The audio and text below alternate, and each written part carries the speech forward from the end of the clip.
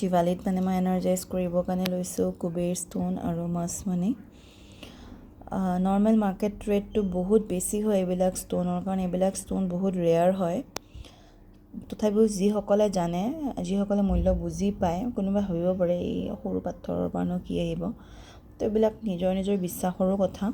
এনে একো পাথৰৰ একো কাম নাই, কিন্তু যেতিয়া আমি এটা এনাৰ্জি পুট কৰোঁ তেতিয়া সেই বস্তুটোৱে আমাক কাম দিয়ে, নিদিয়া বুলি ক'ব নোৱাৰি।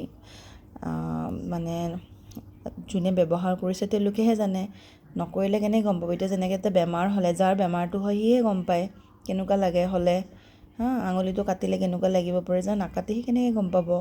তেনেকৈ কোনোবাই যদি কিবা এটা মিঠা বস্তু খালে টেষ্টটো ল'লেহে গম পাব, টেষ্টটো নল'লে কেনেকৈ গম পাব। তো তেনেকুৱা কথা, এইবিলাকো তেনেকুৱা নিজে ফিল কৰা বস্তু হয় কিছুমান। সকলোৱে সকলো বস্তু ফিল কৰিব নোৱাৰে। চ' আমি কৰিছোঁ, ভাল পাইছোঁ কিবা এটা, এইটোৰ কাৰণে একচুৱেলি শ্বেয়াৰ কৰোঁ। কাৰণ তেনেকুৱা ভাল পোৱা মানুহোতো থাকে নহয়, তেওঁলোকে দেখিলে এট্ৰেক্ট হয়। যেনেকৈ মই বেলেগৰ দেখি এট্ৰেক্ট হওঁ, তেনেকৈ হয়তো মোৰ পৰা দেখিও কোনোবাই এট্ৰেক্ট হ'ব পাৰে, বিচাৰে যদি তেওঁলোকেও এটা লোৱা চান্সেছ মানে পাই যায় ন।